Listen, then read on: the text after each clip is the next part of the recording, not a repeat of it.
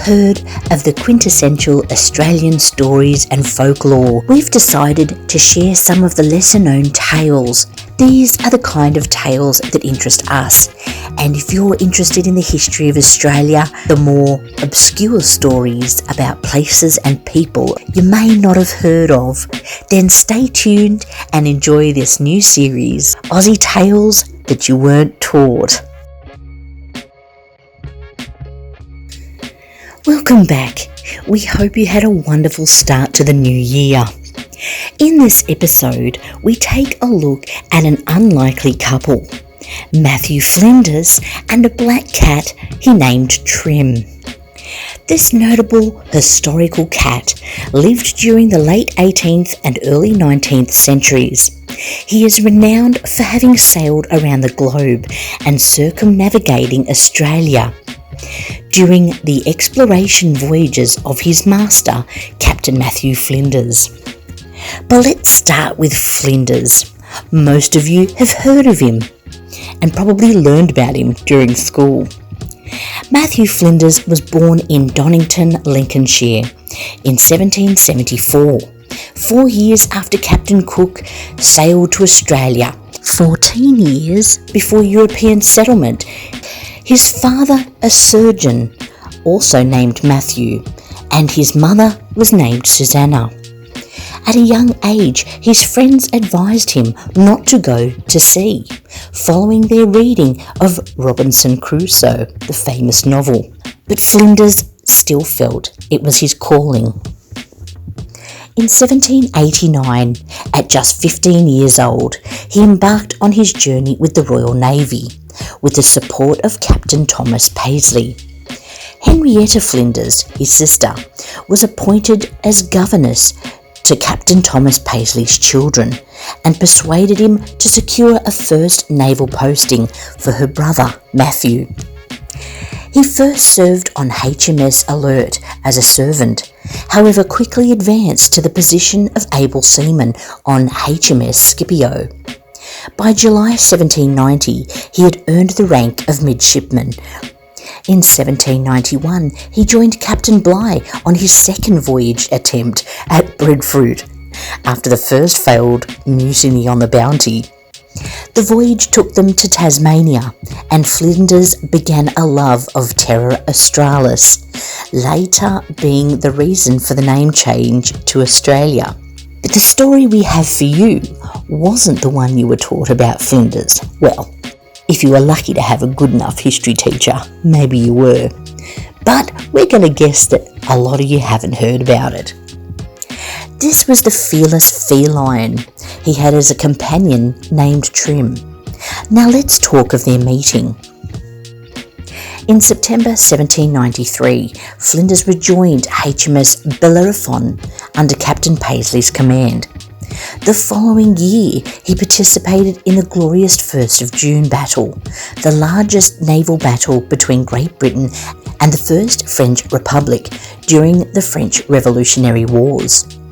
Flinders documented this intense conflict in detail, noting how Captain Paisley lost his leg by an 18-pound shot, which came through the barricading of the quarterdeck. Both Paisley and Flinders survived, with Flinders subsequently choosing to focus on exploratory rather than military naval missions. Flinders joined up with another fellow from Donington, or the Donington area, George Bass, and they made headlines circumnavigating Tasmania and the east coast of Australia. And it was aboard HMS Reliance that he would befriend an unusual shipmate. Trim was a bicoloured cat, predominantly black, with white paws, chin and chest. Now, a pregnant female cat from Stepney in London was aboard this ship. Somewhere in the southern Indian Ocean, between the Cape of Good Hope and Botany Bay in Australia, she gave birth to kittens. This would have been in 1797. Being born at sea, the kittens quickly adapted to the ship's motion, developing an impressive sense of balance, and unlike most cats, becoming indifferent to water and getting wet. One kitten stood out from the rest by reason of his energy, agility, daring, and became a favourite of the crew when, as a kitten, he fell overboard but managed to swim back to the boat and scurry up ropes that were thrown to him to safety. Flinders named him after the butler in Lawrence Sterne's novel Tristram Shandy, considering Trim to be a loyal and affectionate companion. During his imprisonment, Flinders' essays reveal much about Trim and his admiration for the remarkable cat. As a kitten, Trim's energetic escapades often led him to falling overboard while the ship was in harbour. However, he was unfazed, showing no fear of water and naturally able to swim. Flinders wrote that when a rope was thrown to him, Trim took hold of it like a man and ran up it like a cat. He quickly mastered mounting the gangway steps faster than any crew member. Flinders observed, "He grew up to be one of the finest animals I ever saw. His tail was long, large and bushy. His head was small and round. His physiognomy bespoke intelligence and confidence. His whiskers were long and graceful, and his ears were cropped in a beautiful curve." Trim typically weighed between 10 and 12 pounds, or 4.5 to 5.5 kilos. Flinders went on. His robe was a clear jet black, with the exception of his 4 feet, which seemed to have been dipped in snow, and under his lip, which rivaled them in whiteness. He also had a white star on his breast. Despite being a paradigm of grace and beauty, Trim had one flaw, according to Flinders. He was, I am sorry to say, excessively vain of his person, particularly of his snow-white feet.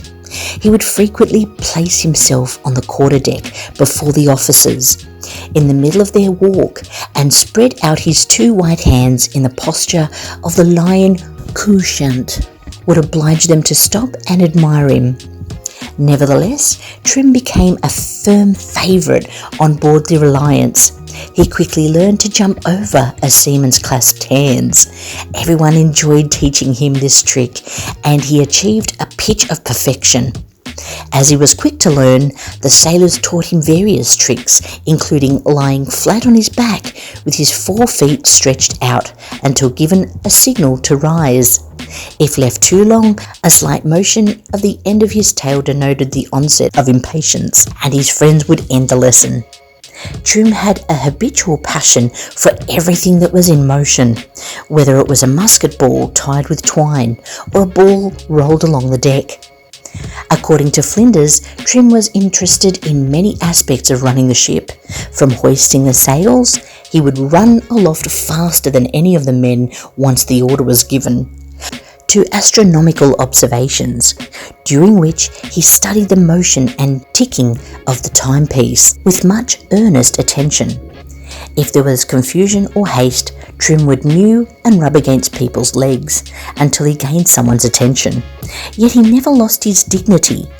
Indeed, he liked to maintain it by sitting in an officer's cap whenever possible. Trim truly shined at the dining table. He was always the first to be waiting for dinner. In the gunroom, not at the table, but on it. Despite this, he had impeccable manners and remained silent until everybody else had been served. Then, with a gentle paw, he would politely request his share, which he believed should be a morsel from each person's plate.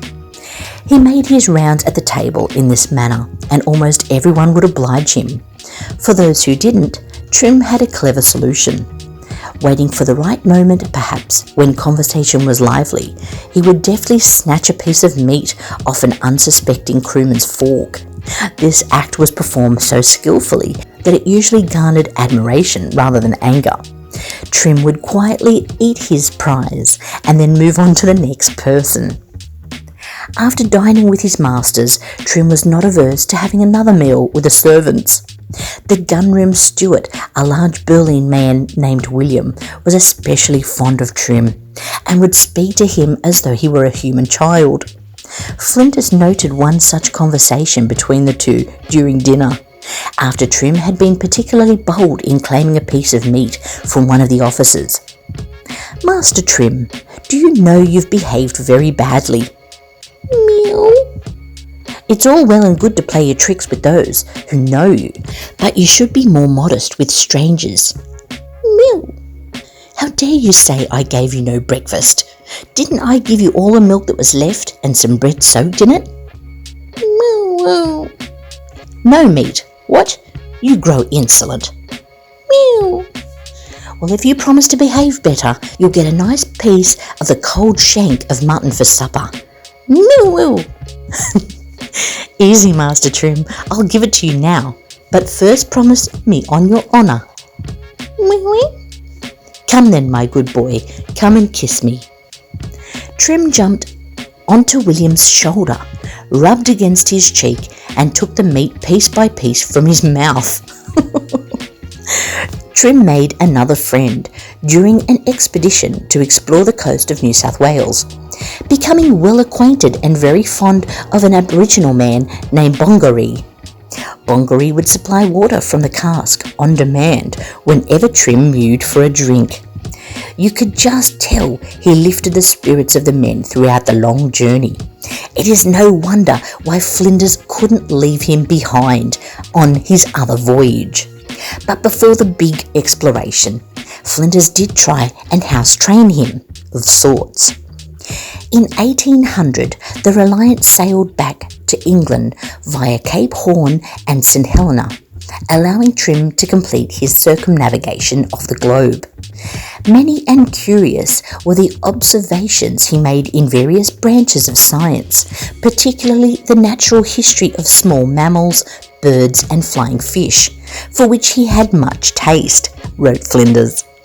However, Trim was unfamiliar with England and not used to a home built on solid ground.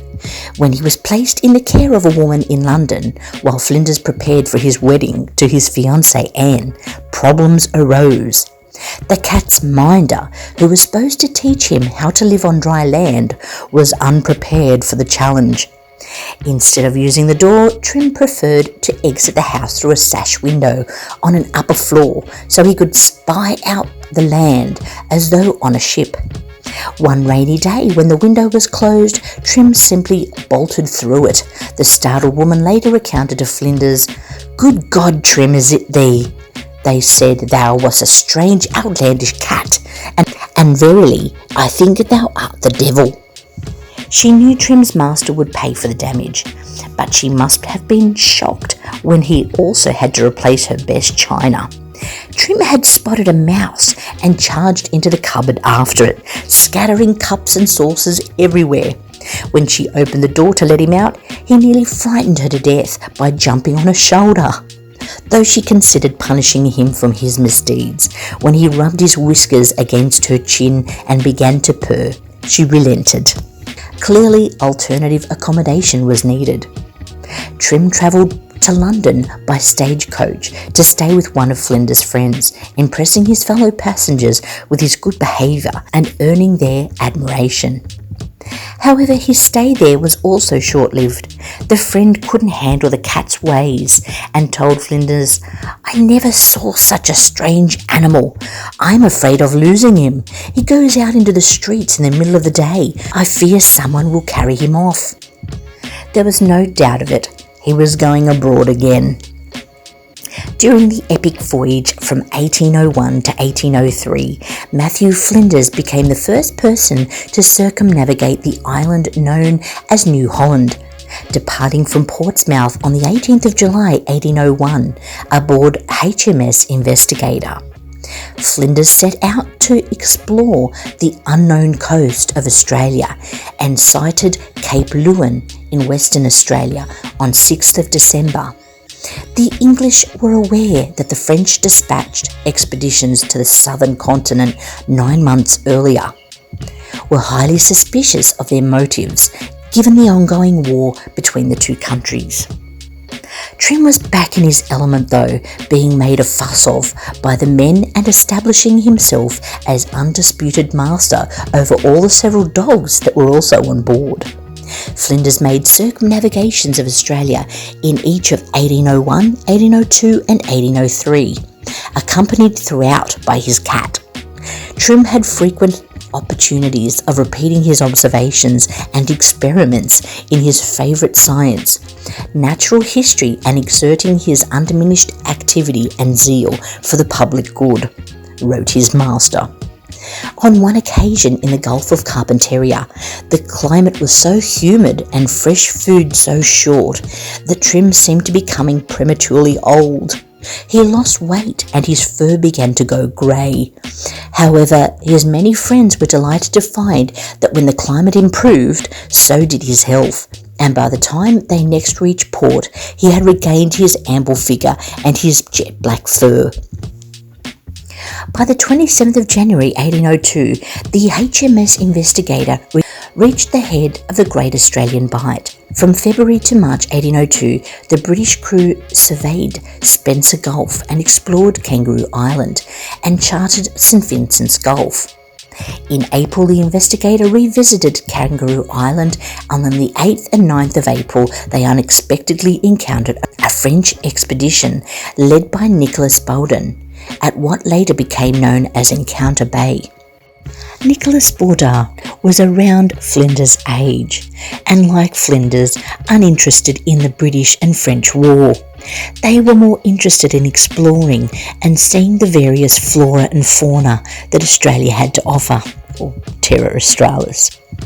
Sadly, Baudin's ships were never very good, and it stopped him on his voyages frequently, including the fact that most of his people had scurvy. So he ended up at Port Jackson, and with the support of Governor Gidley King, although they were at war, he was fed and put back on a ship and sent away.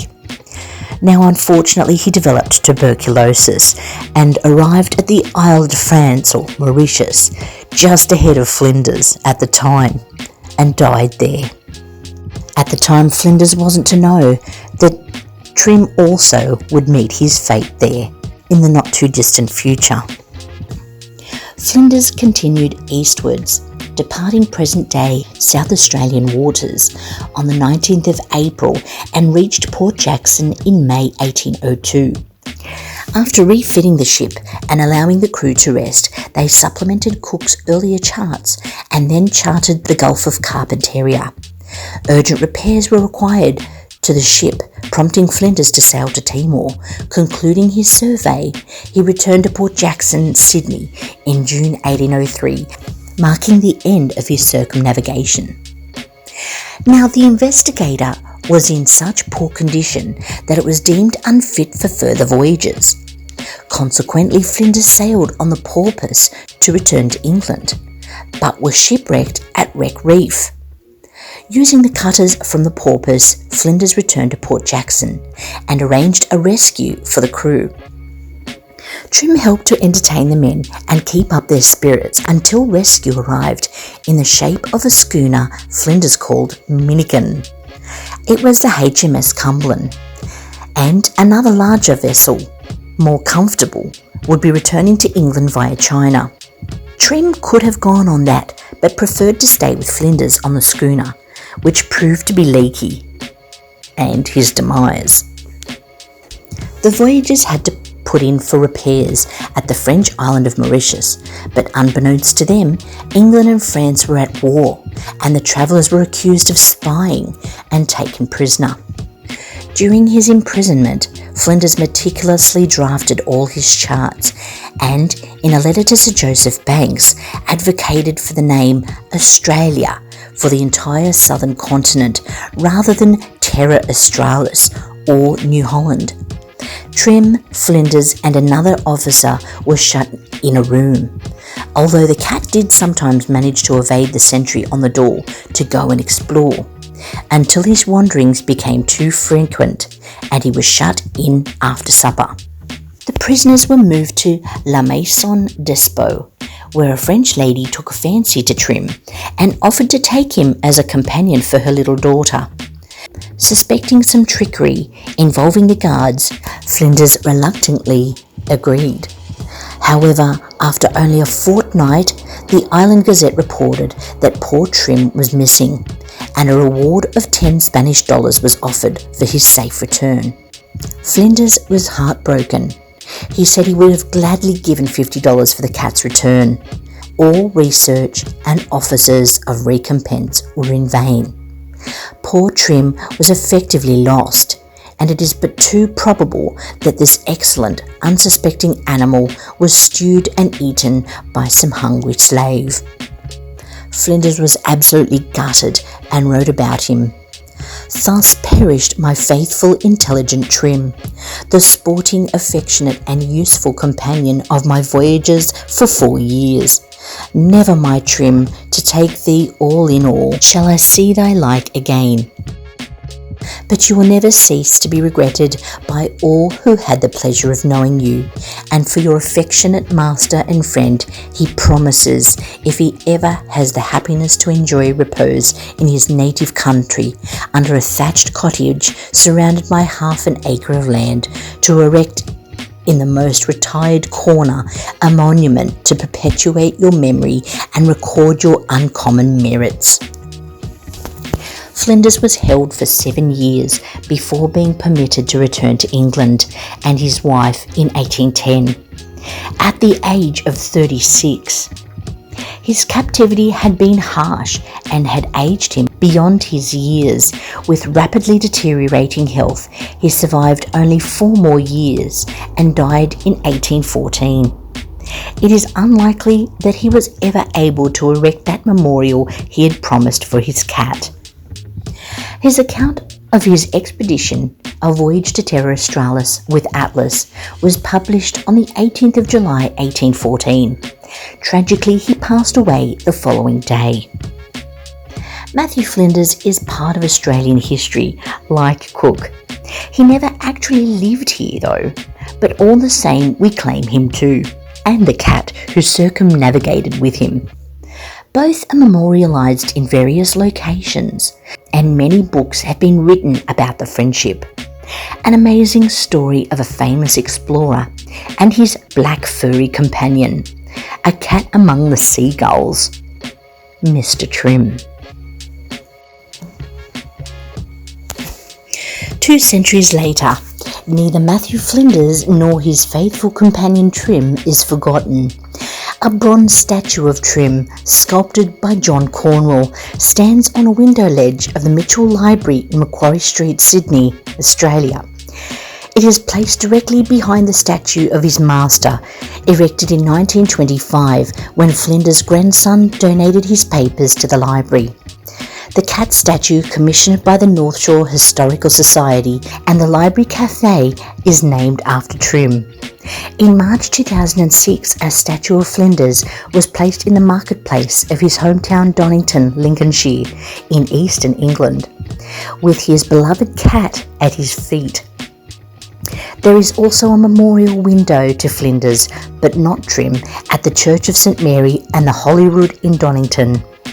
In July 2014, to mark the bicentenary of Flinders' death, a life-size statue of him, accompanied by Trim, was commissioned, sculpted by Mark Richards. The statue was unveiled at Australia House in London on the 18th of July by His Royal Highness Prince William.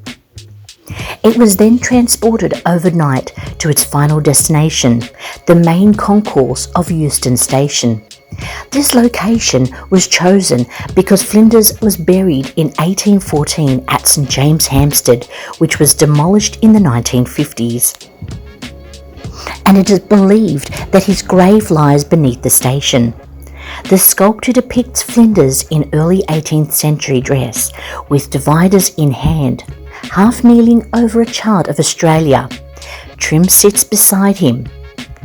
In 2016, a full-sized replica of the statue was unveiled at Flinders University in Adelaide, South Australia. It is a strange thing how we like to build things over our cemeteries, and we'll have a story about that coming soon as well. Definitely another story you haven't been taught. Well, we hope you enjoyed this episode. Don't forget to like and subscribe if you haven't already, and hit that notification bell so you're aware when we're posting great Aussie tales that you haven't been taught.